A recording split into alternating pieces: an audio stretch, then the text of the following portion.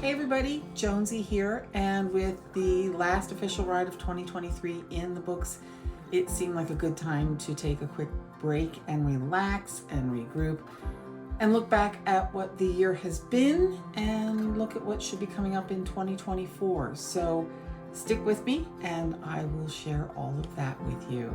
The ride tally for the year is 7 rides registered and 5 rides completed. The 2 that I had to miss were completely beyond my control.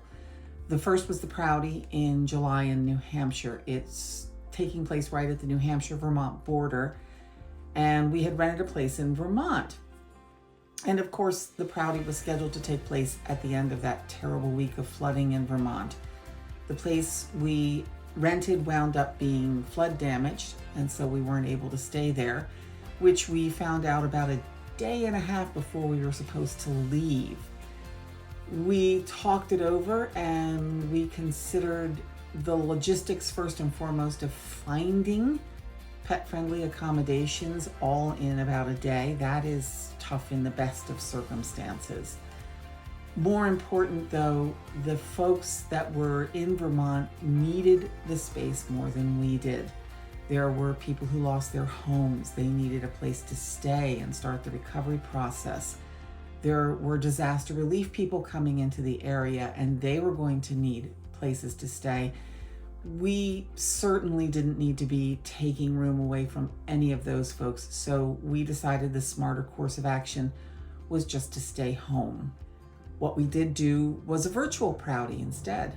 We rode on the same day as the Proudy for the same distance around our home, just so we could at least show some solidarity with the folks that were there. The other ride we had to miss was the Breakthrough Challenge in Pennsylvania. Once again, it came down to the weather. This time though, it was the organizers who decided to cancel. The weather prediction was for severe thunderstorms and dangerous lightning. You certainly don't want a whole slew of people on metal bicycles riding around on open farmland in the midst of a dangerous lightning storm. That's no better than walking around with a lightning rod in your hand saying, "Come and get me." So they called off the Breakthrough Challenge, which again, I think was the correct thing for them to do. But that meant we were now 2 rides short for the year. There was also a big gap in my riding schedule. From the end of July through most of August, I had a significant project happening at work that I had to spearhead, so I really couldn't afford to be away during that time. All in all, fewer rides than I had anticipated, but not too bad. And the rides were great. The rides we did get to were Bikes Fight Cancer in Massachusetts, the Propel 100 in New Jersey, the Dempsey Challenge in Lewiston, Maine, Riders Wear Pink right here at home in central New York, and we ended up the season with the Pink 13.1 in Abingdon, Virginia. Looking back at these rides, there is a lot I've learned about the events, about myself, and about what I'm doing with all of this. What I've learned from the events is that everyone in this community is absolutely committed.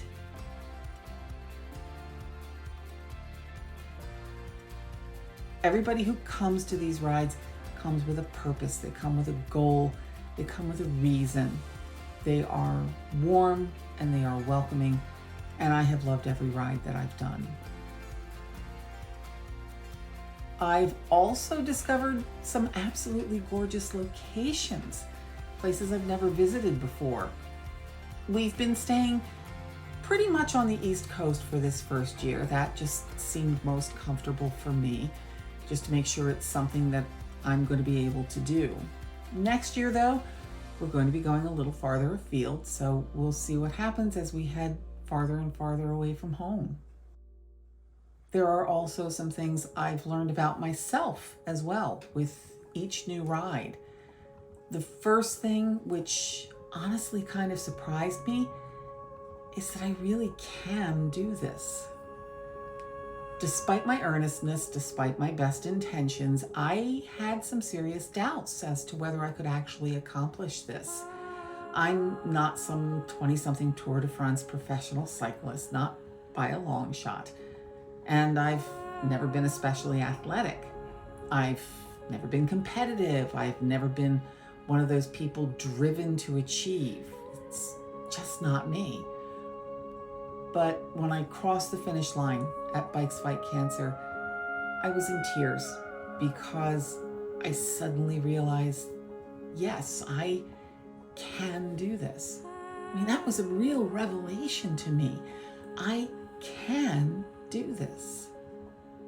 Next was the Propel 100, and a new realization with that one, and that was the depth of the community committed to fighting this disease. The folks riding in Massachusetts and in New Jersey were very, very different, yet very much the same. Amazingly friendly, welcoming, and absolutely committed to the fight against cancer. That was my revelation about the community. The Dempsey Challenge took me by surprise.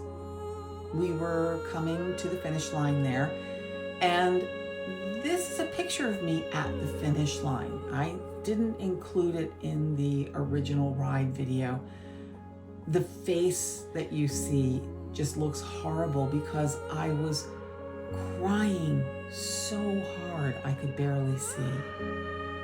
The Dempsey Challenge completely overwhelmed me. The depth and the impact of cancer is very personal to me because of my family history. But the Dempsey really drove home in a very visceral way that I didn't expect the vast reach of this disease. And when we did the Survivor's Walk, I cried almost the whole way around. I was overwhelmed with the support. I was overwhelmed with the number of people, and I was overwhelmed with all the faces of the people who had fought and lost the fight against cancer. The numbers, the scope of cancer and how it affects everyone was no longer abstract. It was no longer intellectual, and it was no longer strictly personal. Riders Wear Pink was close to home. It was such a welcome follow-up to the ride from last year that had inspired all of this. That ride no longer happens, so this was a great way to find another ride close to home and a way to meet folks from the American Cancer Society in person and put some more personal stories with all of this. It was so much fun and such a wonderful, wonderful ride. What I learned from the Pink 13.1 was to take some time. Up until Abingdon, the rides were things I had simply set out to do. I set the goal, I registered for the ride, I made the travel arrangements, go to the ride, do the ride, ride's all done, we're all set, time to go home. It was all about the ride. And then I went to Abingdon, and yeah, I'd been to Abingdon before, decades ago. So I knew it was worth spending more time there. We did spend more time there. More than just sightseeing, though, we spent time with the participants, going to some of the activities that were outside the ride itself. And that reminded me that this is a great opportunity to take that extra time and enjoy the scenery and enjoy where I am and enjoy the people and the moment. Going to Abingdon reminded me to take time and be present. One more thing I've learned from every ride we've done so far this year: it always rains or threatens to rain. We have not done a single ride this year that did not have rain in the forecast. Not one. We lucked out for the most part.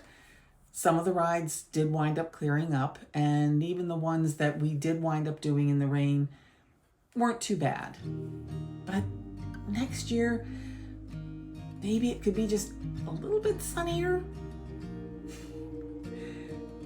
So yeah, I've learned that I can do this. I've also learned that I don't really like rides that are more than 20 miles long. I can do 25, I can do 35, but boy, 20 miles is definitely the sweet spot for me.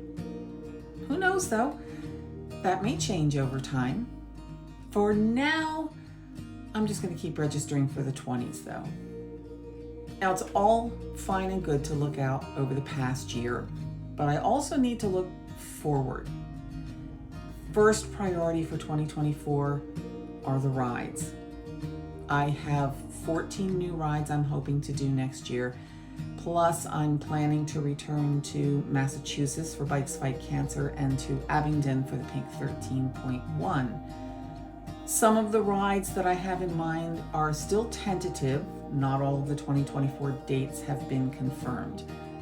But if all goes to plan, the tally will be up to 19 rides throughout 19 states by the end of next year. Just a bit more than 1/3 of the way complete. For now though, that leaves me with 5 full months between now and the next cancer ride. So what's going to be happening on the channel in all that time? A lot, I hope. I have quite a few videos in mind. Robin is going to give me some help in learning more about general bike maintenance. It is great to have my own personal bike mechanic basically on call, but I really want to be sure I learned some basic skills as well, so I'll share those with you. I'm also going to share some tips and some logistics when it comes to rides and to travel, third-party travel apps, packing, bike transport, choosing which rides to do, and sometimes just finding a ride to do, plus what I physically carry on the bike for each of the rides. Nutrition is also going to be a big focus. I have some on-the-bike recipes that I want to try. I don't do real well with gels, and I'm not crazy about Cliff Bars, so I want to try some recipes that I can make at home and take with me, and I'll share those with you. I also want to make some personal changes to my diet over the winter. Losing weight while taking an anastrozole is a challenge, to say the least, but I'm going to see what I can do about at least maintaining my weight and eating healthier. So you'll see some how-to videos on food prep coming up as well. Activity is also beneficial toward losing weight. Now, I live in central New York, and our average snowfall runs somewhere in the range of 9 to 10 feet over the winter.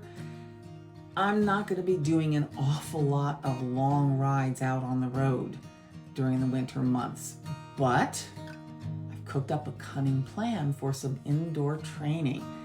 Keep an eye out for that, and if things work out, we may be able to even do some virtual rides together. Who knows? So I hope that piques your interest. Be sure to like and subscribe so you don't miss any of the videos in the coming months. Also, check out Jonesy Cycles for Cancer on WordPress. That will show you all the previous rides, that will show you all the upcoming rides, as well as additional information that I put on my blog. Thanks for watching, and I'll catch you on the next video.